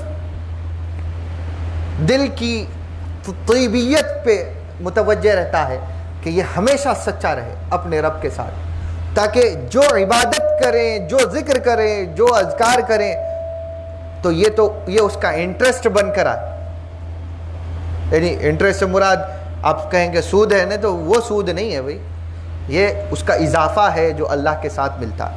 وَلَمْ يَسْلُكْ طَرِيقَ الْإِبَاحَةِ الْمُعَبَّرَ عَنْهَا بِالْغُرُورِ، اور یہ کبھی بھی دھوکہ دہی، قلندر کبھی بھی دھوکہ دہی کے معاملات میں شریک نہیں رہتے. ان کا کوئی تعلق دھوکہ، جھوٹ، فریب کے ساتھ نہیں ہوتا، کہ جس کو غرور کے ساتھ بھی تعبیر کیا جاتا ہے. غرور ایک وہ جو گھمنڈ، اور ایک غرور وہ بھی کہ جو دھوکے کے ساتھ تعبیر کیا جاتا ہے. لوگوں کو اللہ کے نام پر فتنے میں ڈالنا بہت سارے لوگ کر رہے ہیں، جیسا کہ ہم نے پچھلی گفتگو میں بھی کہا. آٹے بتا کر یا کوئی پتھر پہ کوئی شکل بتا کر خدا ہے بتا رہے ہیں، العیاذ باللہ. یہ چل رہا ہے، اور کہاں کہاں چل رہا ہے وہ جگہ نہیں بولنا چاہتا تاکہ فتنے میں پڑے. ایک آدھ مرید کو ایسا اپنے سے اتنا محبوب کر لیتے ہیں کہ پھر اس کو بلاتے ہیں، بلا کے اپنے ساتھ تنہائی میں بٹھا کر، آج تم کامل ہو گئے، میں تمہیں خدا بتاتا ہوں کہہ کر. نعوذ باللہ، استغفر اللہ، نعوذ باللہ، استغفر اللہ. سید المرسلین خاتم النبیین محمد الرسول اللہ صلی اللہ علیہ وسلم نے نہیں کیا. کتنے فتنے ہیں غوثیت کا نام لے کر، قادریت کا نام لے کر، چشتیت کا دم بھر کے، اور پتہ نہیں کون سے بزرگوں کی نسبتوں کا دم بھر کے یہ حرکتیں. ساروں کی لعنت ہو ان لوگوں کے اوپر جن مشائخین کا نام لے کر یہ طرز عمل ہے، یہ دھوکہ ہے، یہی اباحہ ہے، اسی کو غرور بھی کہتے ہیں. اللہ تعالیٰ ایسوں کے شر سے آپ کو، ہم کو محفوظ رکھے. اللہ تعالیٰ ہمیں جو کچھ پڑھا، سنایا، اس کو سمجھنے کی توفیق عطا فرمائے. ان راستوں پر اللہ تعالیٰ سچائی ستھرائی کے ساتھ، تقوی و طہارت، اخلاص و صدق کے ساتھ چلنے کی توفیق عطا فرمائے. سچوں کی صحبت عطا فرمائے، بروں سے اللہ تعالیٰ اجتناب دے. جو اہل اللہ سچے، صالح، صادق ہیں، اللہ تعالیٰ ان کی صحبتیں عطا فرمائے. جو ان کے بھیس میں بدمعاش ہیں، اللہ تعالیٰ ان کے ساتھ، ان سے محفوظ رکھے اور ہم کو بچائے رکھے.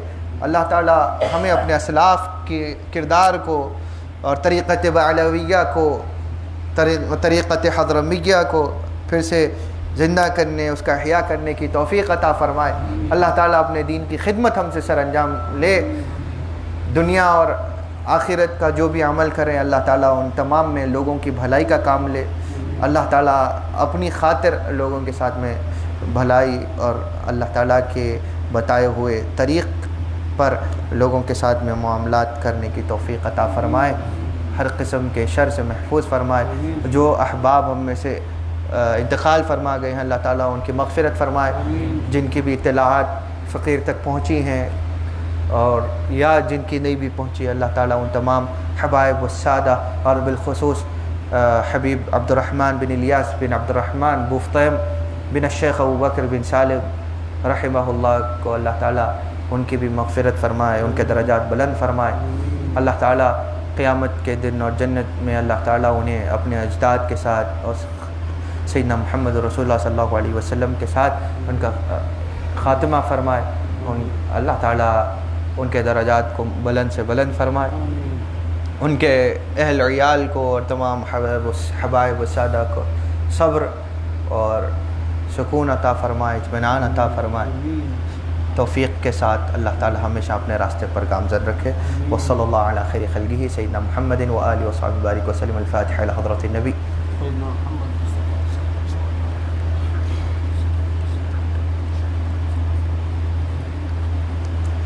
آمین آمین آمین اللهم آمین اللهم آمین. اللهم اجعل جمعنا هذا جمعا مرحوما واجعل تفرقنا من بعده تفرقا معصوما ولا تدع فينا ولا منا ولا معنا ولا من أمة سيدنا محمد شقيا ولا محروما. ربنا آتنا في الدنيا حسنة وفي الآخرة حسنة وقنا عذاب النار.